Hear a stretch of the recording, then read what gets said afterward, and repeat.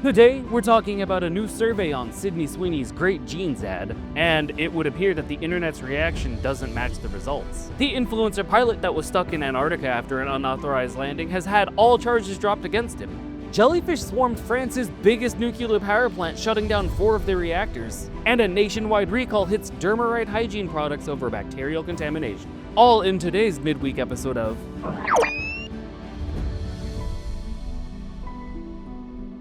But before we start, make sure you hit that subscribe button so you never miss an update. Now, Alice, let's talk about Miss Sweeney and her beautiful genes.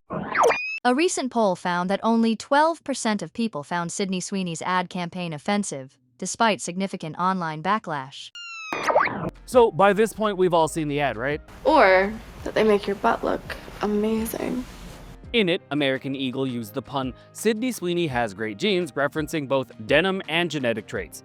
Some critics saw this as insensitive. Well, a survey was conducted about it, and it turns out only about 12% of respondents found the campaign offensive. 39% said it was clever, 40% said it was neither, and 8% said they were unsure. And I am 100% sure I couldn't keep my eyes off her. I mean, woof, dude. Yeah, boy. The backlash centered on the wordplay involving good genes, a phrase people have tied to eugenics rhetoric. But it would appear that the numbers tell a different story than the online reaction. As in, most people didn't find the ad offensive. Meaning, the online outrage came from a small group.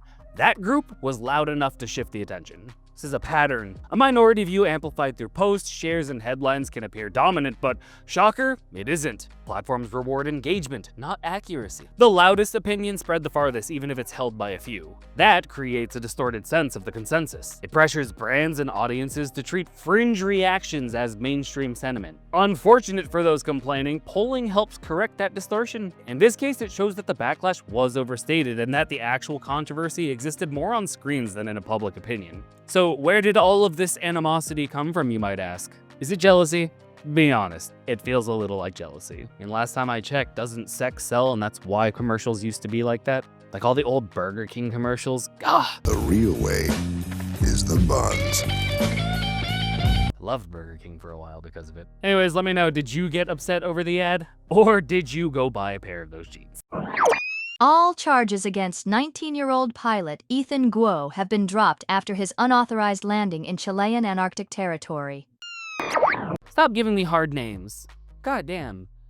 Alright. Ethan Guo landed on King George Island in June without prior authorization during his attempt to solo fly across all 7 continents. It was there that Chilean officers detained him and had him there for nearly 2 months. He had told air traffic control he would fly over Punta Arenas. Instead, he flew south and landed in Antarctica. His legal team cited complications as the reasons for the diversion. Now, after nearly 2 months of detention, Chile has dropped all the charges on the condition that Ethan donates $30,000 to a children's cancer foundation and is banned from entering the country for at least 3 years. Oh, but despite having permission to leave, Ethan has been stranded in Antarctica due to poor weather conditions for the last 6 weeks. Short and sweet, but the story does kind of show you how individual stunts can turn into international incidents. Just like the nuisance streamers. Well, actually, the one in Korea just had a trial. Didn't go so well for him. Stop doing shit in other countries, people. Come on. 4 reactors at France's Gravelines nuclear power plant were shut down after jellyfish clogged the cooling water intake system.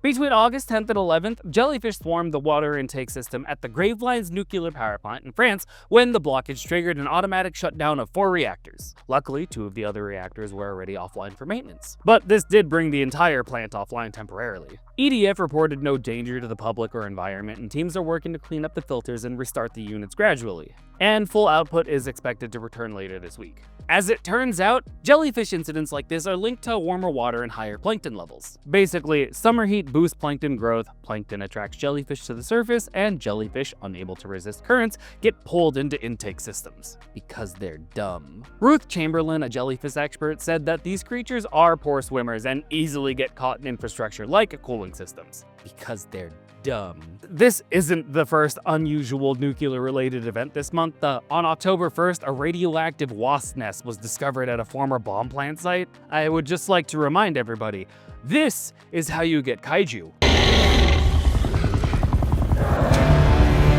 You know, like Godzilla.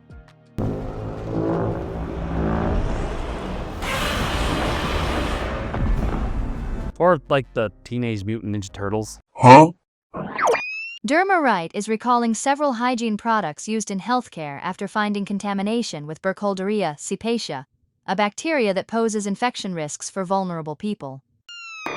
The recall of DermaRite products affects select lots of DermaClean soap, Dermasara cream, Clean Foam hand soap, and Perigene antiseptic cleanser. Definitely don't think I said that one right, but whatever. These products are commonly used in medical settings. They've been found to contain Burkholderia cepacia, a bacteria found in soil and water. It usually poses little risk to healthy people, but can cause some serious infections in those with cystic fibrosis, chronic lung disease, or compromised immune systems. Infections can range from mild skin issues to severe respiratory illnesses or sepsis. So far, no adverse events have been reported. Still, the risk is significant for hospitals and care facilities where these products are used on at-risk patients. The broader issue here is about safety in routine care. Products used on or near vulnerable populations should be tightly controlled. Now, contaminations like this may seem rare, and they arguably are, but when it happens, it does expose the most fragile patients to avoidable harm. And on that bit of, you guys have no idea how happy I am to be done with this episode. There were so many words that I couldn't pronounce that it just frustrated me, and you could tell. News, I'm gonna call it. Now, if you have any sympathy for me and all these big words, hit that like button, help spread some news, and I'll catch you later. Bye.